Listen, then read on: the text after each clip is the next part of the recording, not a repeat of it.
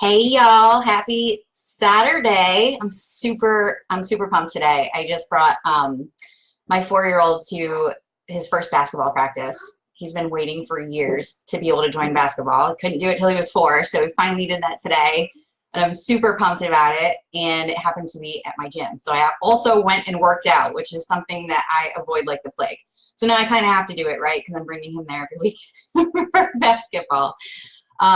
Anyway, that's why I look like a mess because I just worked out. But I got home and I looked at my calendar and saw that we are changing the clocks back tomorrow. We're doing the fall back thing, right? Spring forward, fall back. So, and this is a topic that's come up a lot lately with clients and just people that I've been talking to. So I wanted to talk about time management, like how we can use that extra time most efficiently and how we can pull more time out of our day so that we can do all of the things that we want to do, right? So first of all, yeah, reminder, the clocks are going back. If you're anything like I used to be, I used to like completely forget about this. I didn't have a calendar. I didn't have a system to manage my time. And I was always the person who would like show up to work an hour early or an hour late because I didn't know that we changed the clocks back, right? This is like before the days where my BlackBerry would actually automatically change the time for me. I have that system now. I have a calendar that I follow religiously, but even like in recent years, I have a client I've been working with for like 5 or 6 years, and I go into her office on Mondays, and we have so many holidays on Mondays, and I cannot tell you how many times I've gone to her office, like driven to her office, gone in there and sat there for like an hour working, and then I kind of start looking around and I'm like, it's really quiet in here. There's nobody else here. What's going on? It's a holiday. I didn't even have to be there, right? So yeah, reminder, make sure that you change your clocks back tomorrow. Anyway, so yeah, I want to talk about how to get more time out of your day, right? So this comes up so much. It comes up for me personally and like everyone that I talk to. I work with people who are working full time, and they're also starting a business, and they have 3 months to replace their income from their job so that they can shift out of that and work in their business full time. So what happens is they start picking up clients, right?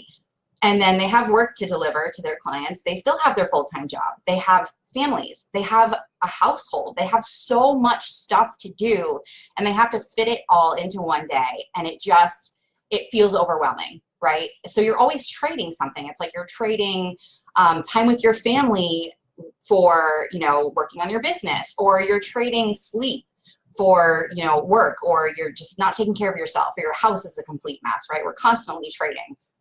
So we're going to talk about that, and I have 3 specific tips that we're going to go over. Hey, Donna. Okay, so the first thing it's not really an actionable tip, right? This is more of a mindset thing, and I hate the word mindset because it's like a buzzword, but this is really, really key. So I'm probably going to repeat it a few times. So the first tip is understanding that time is your most valuable asset, right? So I did a post on this a while ago, and it was more about investment. It was about what investment means to you. What does it look like? Now, when we think about the term investment, right, mindset is totally key, When we think about the term investment, we tend to think about money, right? Like how we invest our money. But really, everything boils down to time. So you make money by investing your time in money-making activities, right? Everything that you consider an asset was gained through use of your time in some way. So you really have to understand that time is your most valuable asset. If you want to get more of anything else, if you want to get more money, if you want to get, have a better connection with your family, you want to get more fit, whatever it is, you have to understand that you need to increase your time asset in order to get those things, right? And part of the reason why this is such an important first step is because you have to trade those things to increase your time in order to then go back and increase those things, right? So that might sound a little bit confusing. What I mean by that is sometimes you have to invest your money in order to get more of your time back so that you can focus on making more money, right? Does that make sense?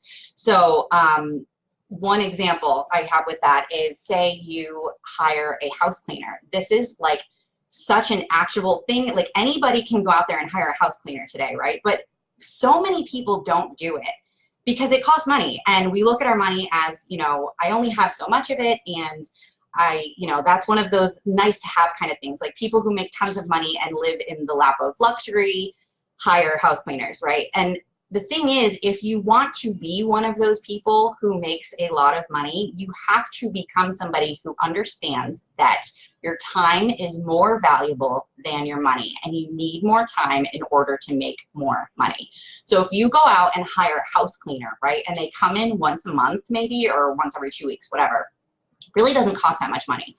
And your time will increase, right? So say you spend, I don't know, 120 bucks, and they can actually come in and do what you do a lot faster than you do it because they're more efficient at it, right? Like they are professional cleaners. They have all of this like crazy equipment that you don't have, and they can come in and do a way better job than you, and they can do it a lot faster, right? So you're paying them to do this, and think about what you can do with that extra time, right? First of all, that's like weight off of your shoulders. It's stress that you no longer have. And you can spend that time with actions that can increase your income. And what I mean by that is say, okay, so a lot of the clients that I work with, they'll have a package that they sell that's like, you know, $3,000, $4,000. And really, like, all you have to do is reach out and talk to the right person to get a client who fits really well into that package and who's willing to pay you that money. Now, if you can take an hour, I mean, in a lot of cases, it's literally like 30 minutes a day, right? Just trying to find those people and reaching out to them, making offers. If while your house cleaner is there cleaning your house, or, you know, whatever, while the time that you would normally spend cleaning, you're not spending that time, you can sit down and reach out to people and you land a client who gives you $4,000. Do you think that that was a worthwhile investment in a house cleaner, right? It totally is. So anyway, I'm getting way off track here, but I just want you to understand that time is your most valuable asset. So you have to look at your other assets, right? And you have to be able to invest them to increase your time so that you can gain more of those assets. So if that makes sense.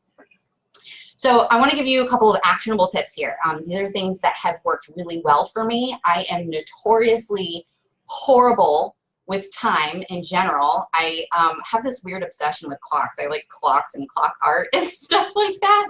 And I don't know if it's because I just reject the concept of time completely. It's just, it's so unnatural to me to be on time for things, to be, you know, to have like a strict schedule, right? So this is something that I've struggled with for a long time.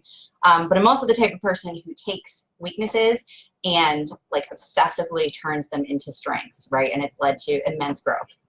So I took a class when I was in college years ago. It was like a work study thing where basically the only reason I took it was because I needed more credits to work toward my degree, and I was working full time among 1,000 other things. And this job was basically like, all you have to do is your regular job, like you go to work and then fill out some stuff, and then it kind of covers the class. That was the only reason I took it. I was like, this is 4 credits that I can get for college without really doing anything extra because I already have a job and I'm already doing this stuff. And one of the things that we did in that class, I didn't think I was really going to get anything out of it, but we did a time audit, right? And this was specific to work. Now, I also want to give a shout out here to Mindy Sarton. I posted one of her videos in the group, Quit Your Job in 90 Days. And she talks about the same thing in much more detail. It's about doing a time audit where you sit down for a week, right? Now, when she did this video, I actually sat down and did it again. And I only did this for like 4 hours. And just taking that 4 hours was insanely effective. So if you actually do this for a week, like she tells you to, I can't even imagine what those results would look like. I guess I should take her advice there. So she talks about doing a time audit where you sit down and you write every 30 minutes what tasks you've completed within that time, right? So I saw her video, I immediately sat down and I wrote what time it was. And then a half an hour later, I wrote what I did in that last half hour, right? I noticed immediately the second that I wrote down on a piece of paper, I think it was like 9:30 in the morning. I wrote down 9:30.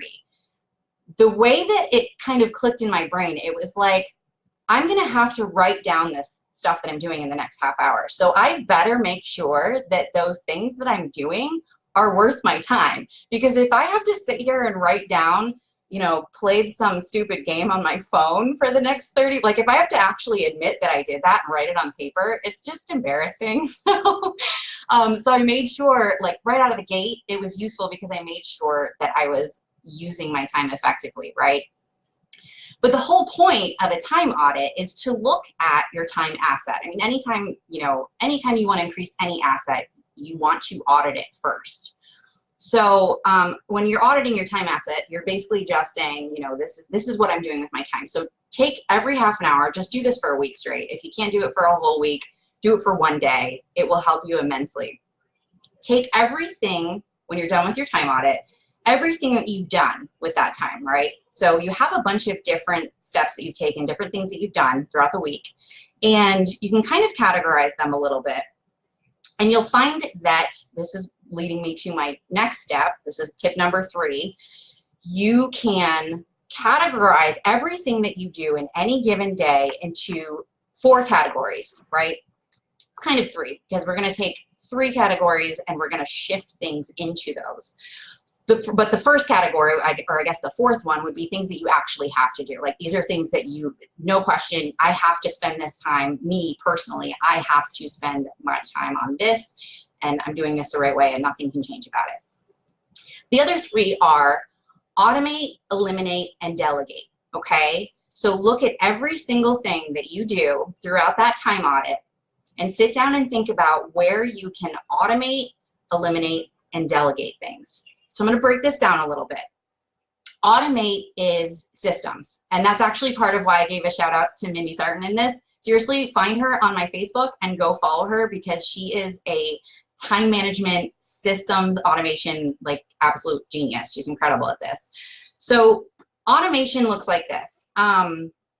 It's basically putting a system into place for something that doesn't require you to actually take these like tangible steps, right? So anything that you can automate will be, say, your email inbox. This is something that I do on a regular basis. I sign up for way too many emails. So this actually falls into 2 categories, automate and eliminate, because I need to unsubscribe to a bunch of stuff on a regular basis. But automating looks like setting up inbox filters, right? So to give an example, I have a homeschool group, and it's something that doesn't really require a lot of my time. I mean, the reason that I started it was more just so that I could connect with other local families and find stuff for my kid to do. Like I just moved to a new area. I don't know what to do with my kid, right? So what I really wanted to do was start a calendar of like homeschooling events, stuff that we could do. And I get all of these emails, things that I signed up for, about like local events, right? And then I want to go and add them to a calendar. But I don't have to do this every day. I don't have to do it every week. I get these emails every single day. Now, I don't want to unsubscribe to them because they're actually useful to me. So what I do is I filter them. Because if I'm sitting there and I'm getting emails on my phone and this thing pops up, right? Say I'm in the middle of something. I hear the email thing ding on my phone. I'm going to go and look at it. Now, even if I turn that notification off, so that my attention isn't getting diverted and I'm, you know, losing focus, I'm still going into my inbox on a regular basis, right? And I'm seeing these things that I don't want to get rid of, but I also have a specific time where I need to take care of them and it's not right now. So just having them sitting in my inbox is distracting to me. It pulls my focus from other things that I need to be working on right now. So what I do is I filter them. I go through once a month and I update the calendar. And when it's time for me to do that, I go into my inbox filter and I look at all of those emails. But when they come into my inbox, they're automatically filtered, they're automatically labeled, they're automatically archived. They go into the homeschool folder and I don't see them until I'm ready to go see them, right? So it's just one example of automation. There are so many different ways that you can do this. Donna said they covered some of this in her last event, Automate, Eliminate, and Delegate. That's awesome that you learned from Dean. That's super cool. There are so many tips when it comes to this process, right? So it's really just about how does it look for you?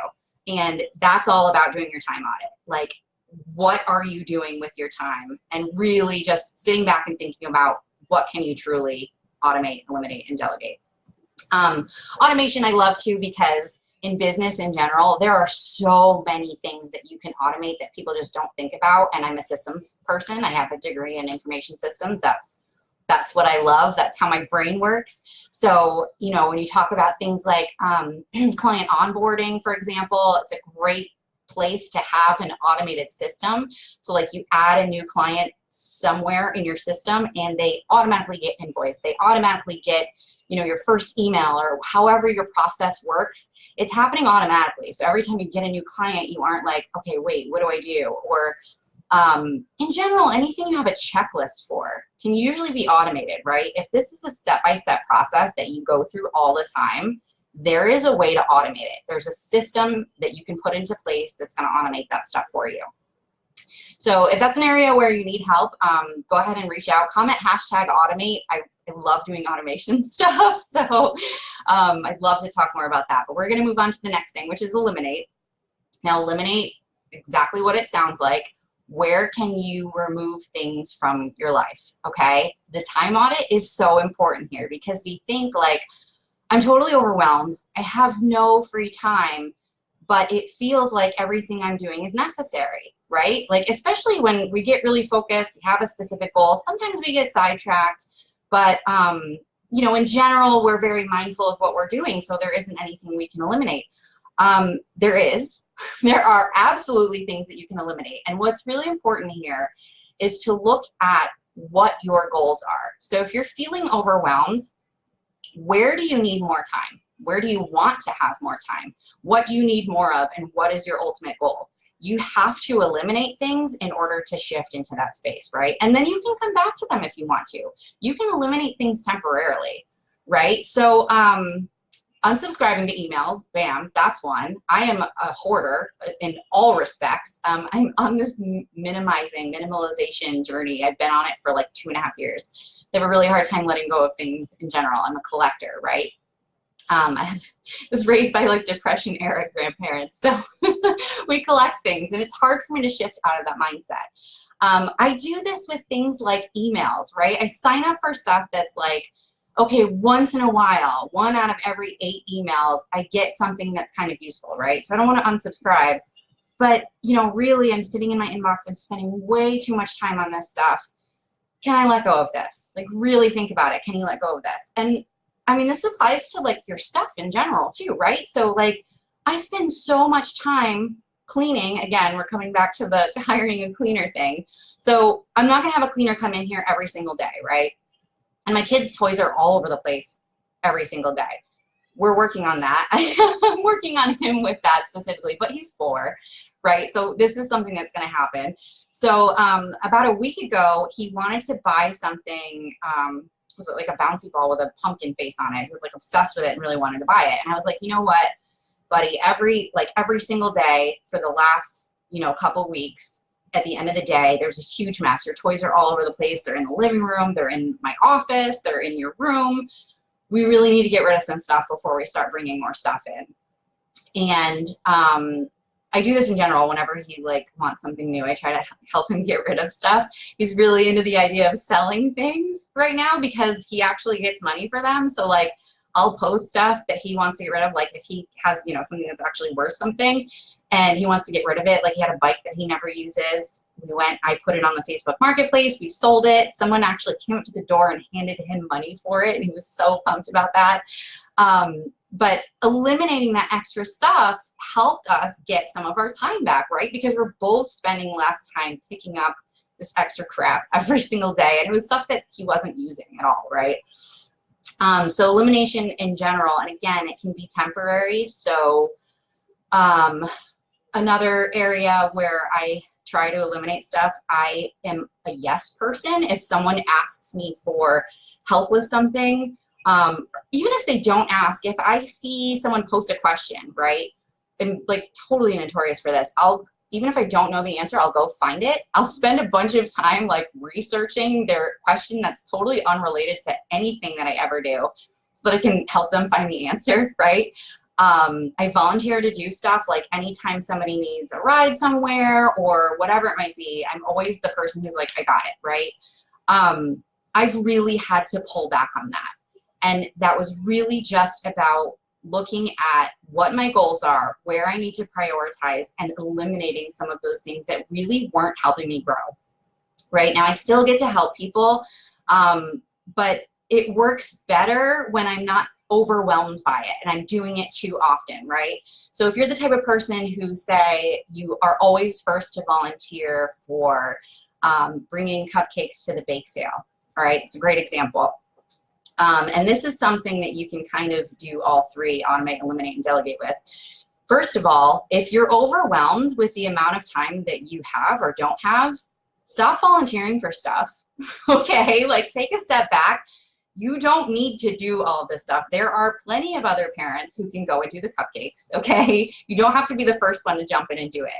Now, if you do, think about the amount of time that you spend on it, right? So say you go to the store, you buy the cupcake mix, you buy the pans or whatever, and you come home and you start mixing everything up, and then you realize that you forgot something, so you have to go back to the store. And then you come home and you keep doing the cupcake stuff, and then you have to bake them, and then you have to wash the dishes, and then you have to bring them to the school, and then you have to pick up your cupcake dish back from the school, and you have to bring that home and you have to wash it, right? How much time did that take? I mean, when you sign up for it, you don't think of it taking like 3+ hours, but realistically, do your time audit and look at how much time that actually takes. Is it really worth your time? Was it worth 4 hours of your time to feel good about bringing cupcakes to school? What are some other things that you can do? A, eliminate it. Okay, if you really are like attached to this and this is a self-care thing for you and it's genuinely valuable for you to do something like that. Donna says you sound so much like me. Give, give, give. Yeah. So, and that's with some of us, it's just that's part of our personality. I benefit from that, right? I really like doing things like that. So there is value in that to me, but there's also a balance. So if you're the one doing all the cupcake stuff, rather than doing all that baking, right, and taking that 4 hours, why don't you just go to the store and buy some cupcakes, okay? Maybe it costs a little bit more money, but really, again, audit your money too. Look at how much you actually spent on all of the ingredients to bake them from scratch, right? Even if you went out and bought the most expensive, like, designer cupcakes, is it really gonna cost more than what 4 hours of your time is actually worth? How much money can you make in 4 hours of your time? I mean, even for those of us who are actually like working a full-time job, or you're working like an hourly wage, you can go out and buy cupcakes for 25 bucks. If you worked for 4 hours, you're making more than 25 bucks, right? So your time is worth more than that. So just understand, again, going back to the beginning, time is your most valuable asset, okay? So do this time audit and look at these items as you are spending in a way that is so expensive. Your time is worth more than that money, right? So, in some cases like that, we can trade our money to increase our time. So go buy the cupcakes. If you really need to do the cupcake thing, go buy them and bring them to the school. Stop making them from scratch, okay? Okay, so we're gonna move on to delegate. We already talked about house cleaning. That's a big area. When we talk about delegation in business, a lot of times it's like, okay, go hire a VA, right? Go hire somebody to help you with this stuff. And then we think about, well, wait a second, I'm not making enough money to do that. I can't afford it. Well, first of all, you aren't going to be able to make more money until you have more time to dedicate to making more money, right? So this is a good trade for you. Go hire a VA, get, 10 to 15 hours of your time back, and then use that time to focus on making more money. Or to have these people that you're delegating things to, right? And a lot of times it's really cool too, because you might be spending 10+ hours on something that you can hire an expert to do, and they can get it done in 2 hours. So you're getting 10 hours of your time back, and you're only paying someone else for 2 hours. And then again, you can use that time to focus on money-making activities. So the return on your investment is so much higher. You're getting those 10 hours back, even if you only use 4 of those hours to dedicate to money-making activities, growing your business, and exponentially increasing your income. You can then use the extra 6 hours to spend with your family, right? So Time is your most valuable asset. I'm just going to keep repeating that. It's so important. So delegating, yeah, we always think about that like in business terms, but it also applies to areas of your personal life, right? So hire somebody to come and clean your house. You know, get a nanny, like do things that, think of everything that you do in a day and what requires specifically you. What are you really needed for? Like, is it necessary for you to be the person who cleans your house, right? Maybe you don't want anybody else touching your laundry. I'm like that, you know, I totally get it. But sometimes we really have to let go of that stuff and say, okay, I can show somebody else how to do this. I can let go of this. I can show them how I like it to be done. And they can do it that way. Like, that's what they're getting paid to do, right? So one of the things I'm looking into right now is hiring a nanny. And that's something that's really hard for me to let go of. It's like, you know, I homeschool and I'm with my kid all the time. And I want him to be parented a very specific way. That's not something that I necessarily want to delegate to someone else, right? I'm the one who's here to parent him. But I can find somebody who's a really good fit for me, right? Who knows what my goals are, knows how I want things to be handled. And then on top of it, they are an expert, right? I'm going to hire somebody who's been doing this for a while and they know things that I don't even know. So we really have to let go of ownership when it comes to delegation and really think about trust that there are other people out there who actually know more about these specific things, right? You can't be an expert in everything. Whatever it is that you're an expert in, that's probably what you're doing in your business, and that's something that you should focus on, right? But those other areas, you have to let go and understand that other people are experts in those areas, and you can increase your time asset by delegating things to them, right? And it's not always about trading, you know, time and money and assets to get your time back. Sometimes it's about asking for help, right? So delegation can be, we do this all the time. I sit down with my kid and I look at, okay, he's gotten a little bit older. What things can he do, right? What chores can I give him? Can I ask somebody to come in and watch him for me, right? Sometimes delegation doesn't really cost anything. It's really just about asking for help. So that's pretty much all I have. You want to understand that time is your most valuable asset. I'm going to repeat that one more time before this video ends. It is so important to understand that time is your most valuable asset. Like, I did a post a while ago about investment and challenging how you look at investments, and I pulled it up right now.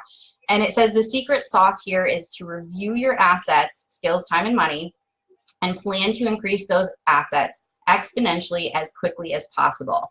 And I wrote out how it looks step by step. So if you're interested in this, go ahead and comment #time, and I'll tag you in this post, because I'm not going to go into it in too much detail. But essentially what it looks like is trading your time and money for personal and business development. And the result of that is an increase of your skills. And then the second step is to trade those skills for money, right? So then you increase your money. And then the third step is to trade your time for time. And I kind of break those down a little bit, but essentially in the third step, we're talking about trading your time for time. You use the skills that you got from the first step and the money that you got from the second step to maximize your time. And that's all about eliminate, delegate, and automate as you grow. And then you repeat those over and over. And you just increase your skills, you increase your money, and you increase your time. And every time you feel overwhelmed, every time you feel like you're not hitting your goals, or you have a new goal and you're not sure how to shift into that area, whatever, every single time you go through and repeat those steps, right? So trade your time and money for personal and business development, trade those skills for money, and then trade your time for time. So that's all I have. If you want more tips, I have like 100,000 tips in this area, so I had to write them down to make sure that I didn't go off on too many tangents. But this is a huge thing, like I said, for my clients. They're working full-time and they are starting a business and they're growing their business so quickly. I mean, to a point where they're replacing their income and then they're able to leave their jobs. And there is a point where that looks like I'm running a business full-time and I'm working full-time and I have a family, I have a house, I have 100,000 other things to do. So time management is so incredibly important. And like I'm gonna, yep, this is my last time I'm gonna repeat it. Time is your most valuable asset. I cannot stress that enough. So whatever you need to do to increase your time asset, do it. If you need to trade another asset, right? Skills, trade your time for time. That's a big one.